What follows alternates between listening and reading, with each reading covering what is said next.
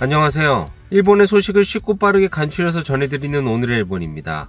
4월 22일 목요일 오전 뉴스 보내드리겠습니다. NHK 보도에 따르면 21일 도쿄에서 843명, 카나가와 252명, 사이타마 227명, 치바 112명, 효고 563명, 오사카 1242명, 후쿠오카 244명의 감염이 확인되는 등 총 5291명이 확진 판정을 받은 것으로 파악되었습니다.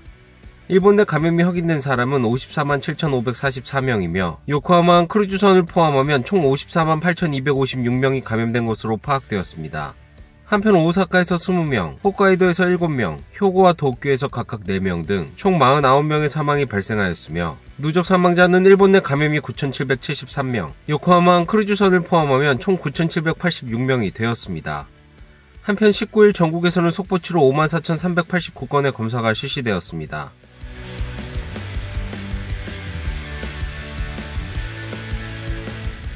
이날 도쿄에서는 843명의 신규 감염이 확인되었습니다.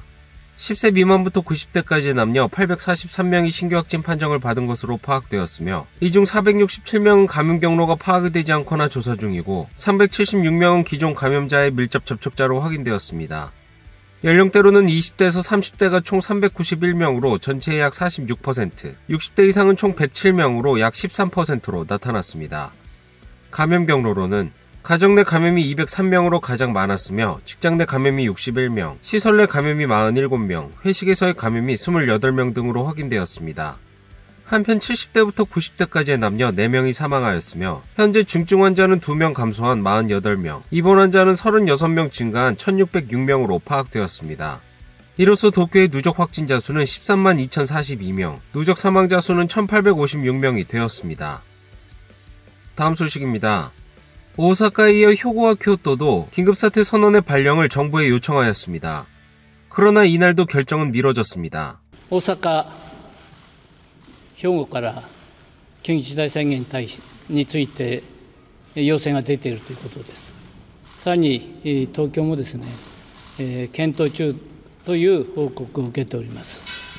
いずれにしろそうした自治体とですね連携をして、まずその中身を精査した上で、今週中にも決定をしたい。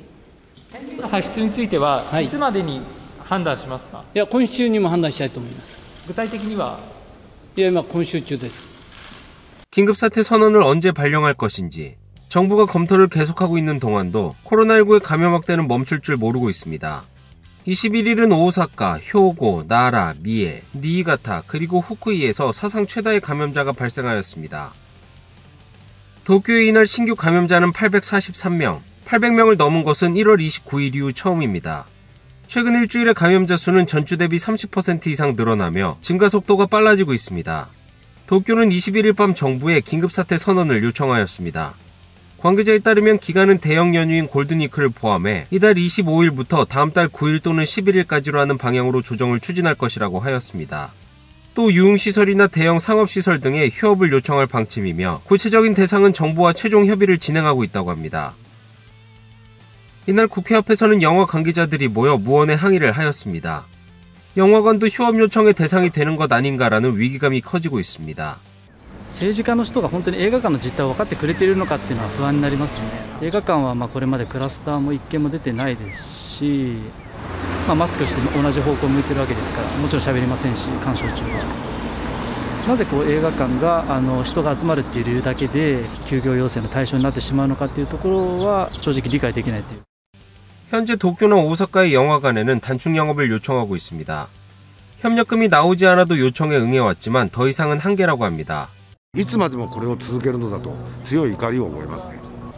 これ以上の要請なり何か強い措置が出るのであればそれは保証が必要だろうと思います。その考え方を転換してほしいなと思います。 긴급사태가 발령되면 도쿄는 학교에서의 대책도 강화할 방침입니다.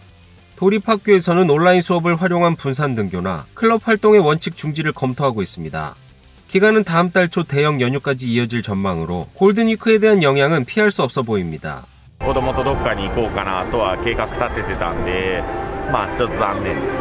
思いを実現させてあげたいですけど、やっぱり怖い部分もありますんで、これはちょっと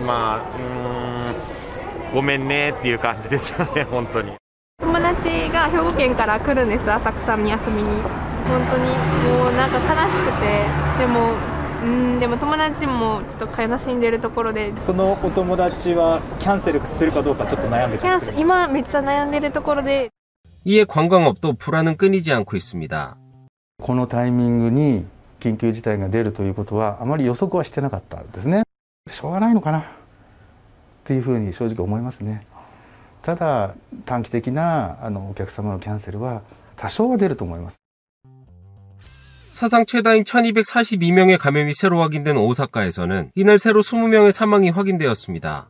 1日でも早く緊急事態宣言を発出していただきたいということは政府に今お願いをしていますし、政府が判断された後に直ちに大阪府も法務会議を開き、そして方針の発表と実施をお願いしていくということになると思います。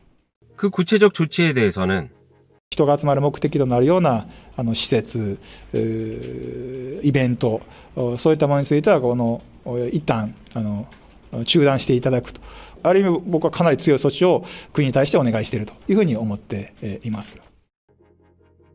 코베시에서는 입원하지 못하고 자택 대기 중에 있던 40대 남성이 사망하였습니다. 남성은 혼자서 생활하였으며 기저질환도 없었다고 합니다. 이날 일본 의사회는 강한 위기감을 나타냈습니다. 自粛を基本とした対策ではもう限界に来ています。強力な覚悟のいる厳しいものにならざるを得ません。緊急事態宣言の発令を躊躇している場合ではないと思います。 정부 코로나 분과회의 오미 회장도 선언은 빠를수록 좋다고 반복하여 강조하였습니다. 단기간の間に私は大阪のようになる緊急事態宣言をもう出す時期に来て、検討すべき時期に来ていると。 오미 회장은 긴급사태 선언을 발령할 경우에는 상당히 강한 대책이 요구되며 기간은 적어도 3주 이상이 필요하다는 생각을 나타냈습니다. 다음 소식입니다. 다시 일본 내 감염 상황이 악화되고 있는 가운데 도쿄올림픽의 준비에 조금씩 차질이 생기는 모습입니다. 5월로 예정된 도쿄올림픽 육상 테스트 대회에 대해 대회 조직위원회는 무관중 개최의 방향으로 조정하는 것으로 나타났습니다. 육상 테스트 대회는 5월 국립경기장에서 약 2만 명의 관중을 입장시켜 코로나 대책 등을 시험할 예정이었습니다. 그러나 코로나19 감염 상황이 나빠지고 있어 대회 관계자는 관객을 넣기에 매우 곤란한 상황으로 보고 있어 무관중으로 실시할 방침으로 조정 중에 있습니다. 또 싱크로나이즈드 스위밍에 대해 국제수영연맹은 도쿄에서 6월에 예정된 최종 예선을 일본 국외에서 열겠다고 발표하였습니다. 대회조직위원회는 진지하게 노력해왔지만 도쿄에서의 개최는 어렵다는 판단에 이르렀다고 입장을 발표하였습니다. 다음 소식입니다. 이날 스가 총리는 태평양전쟁 A급 전범이 합사된 야스쿠니 신사에 공물을 바친 것으로 확인되었습니다. 스가 총리는 야스쿠니 신사 충계 예대제 첫날인 21일 오전 마사카키라고 불리는 공물을 내각 총리 대신 스가 요시히데라는 이름으로 복납하였습니다. 또 강요 중에서는 타무라 후생 노동상 등도 공물을 복납하였습니다. 한편 아베 전 총리는 이날 아침 야스쿠니 신사를 직접 찾았습니다. 国のために戦い、尊い命を犠牲にされたご英霊に尊崇の念を表するために参拝をいたしました。ありがとうございました。 22일은 초당파 의원연맹이 집단으로 참배를 예정하고 있었지만 긴급사태 선언의 검토에 따라 급히 중지를 결정하였습니다. 다음 소식입니다.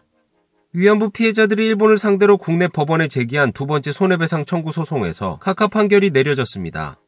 올해 1월 같은 취지의 소송에서 서울중앙지법은 일본 정부의 배상 판결을 내렸지만 이날은 정반대의 판결을 내린 것입니다. 너무 황당합니다. 너무 황당해요. 어쨌거나 저 결과가 좋게 나고 나쁘게 나고 간에 국제사법재판소로 갑니다. 이용수 할머니 등 위안부 피해자 유가족 등 20명은 일본 정부에 약 30억 원의 손해배상을 청구하였습니다. 하지만 서울중앙지법은 원고의 소송을 각하하였으며 한 주권국가는 다른 나라의 재판에서는 재판받지 않는다는 주권면제의 원칙을 인정하였습니다. 판결에서는 위안부 문제를 최종적이고 불가역적으로 해결되었다고 한 2015년 한일합의를 유효하다고 지적하였습니다. 1심에서는 좀 법원이 떳떳하게 법정에 나와서 다시 한번 국가면제 이론이나 아니면 2015 한일 합의에 대해서 좀 논쟁하는 그런 기회가 됐으면 하는 좀 바람이 있습니다. 이에 대한민국 외교부는 구체적 언급은 자제하고자 한다라며 유보적 입장을 취하며 판결 내용을 자세히 살펴봐야 한다는 신중한 입장을 보였습니다. 이에 일본 정부는 今回の判決がこのような試験免除についての日本政府の立場を踏まえたものであればということでありますが、適切なものと考えるところであります。 이렇게 같은 법원에서 다른 두 가지의 판결에 대해 한국의 사정에 정통한 교수는 今回の判決がこのような内容になったなぜこうなったのかというのを、若干推論をしますと、結果的に見ると1月のムン・ジェイン大統領の新年記者会見の内容にほぼ沿った判決であるというふうに言えると思います。 1월 재판 후 문 대통령은 그동안 부정적이었던 한일협정에 대해 공식적인 것이다라고 발언하였습니다. 양국이 여러 차원의 대화를 하고 있습니다. 그런 노력을 하고 있는 중에 또 위안부 판결 문제가 또 더해져서 솔직히 조금 곤혹스러운 것이 사실입니다. 문 대통령의 곤혹의 배경에는 미국의 존재가 있다고 지적하였습니다.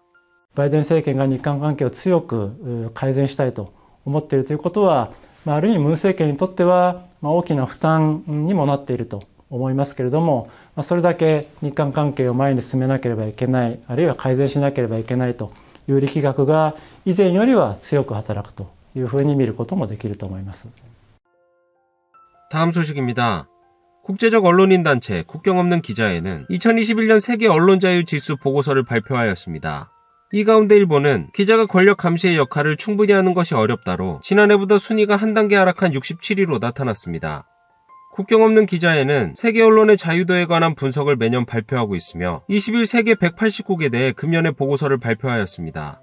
보고서에 따르면 1위는 노르웨이로 5년 연속 1위 자리에 올랐습니다. 또 2위는 핀란드, 3위는 스웨덴, 4위 덴마크 등 북유럽 국가들이 최상위권을 휩쓸었습니다. 일본은 지난해보다 순위가 한 단계 내려간 67위로 G7 중 최하위로 나타났으며 42위의 한국과 43위인 대만을 밑도는 결과였습니다. 보고서는 일본에 대해 관습과 경제적 이익에 막혀 기자가 권력 감시 기관으로서의 역할을 충분히 하는 것이 곤란하다라고 지적하였습니다. 또 정부의 비판적인 기자 등이 SNS상에서 공격당하고 있는 것 외에도 작년 9월 취임한 스가 총리는 보도의 자유를 둘러싼 환경의 개선에 아무것도 하지 않고 있다라고 평가하였습니다. 이밖에 중국은 지난해와 변함없이 177위, 미얀마는 2월 쿠데타 이후 보도관계자의 이딴 구속 등으로 10년 전으로 되돌아갔다라며 한 단계 내려간 140위였습니다. 또한 보고서는 각지에서 코로나19 바이러스의 감염 확대를 이유로 한 정보 차단이나 취재 방해가 있다며 경종을 울렸습니다. 오늘의 일본 소식은 여기까지입니다. 시청해주셔서 감사드리며 즐거운 하루 되시길 바라겠습니다.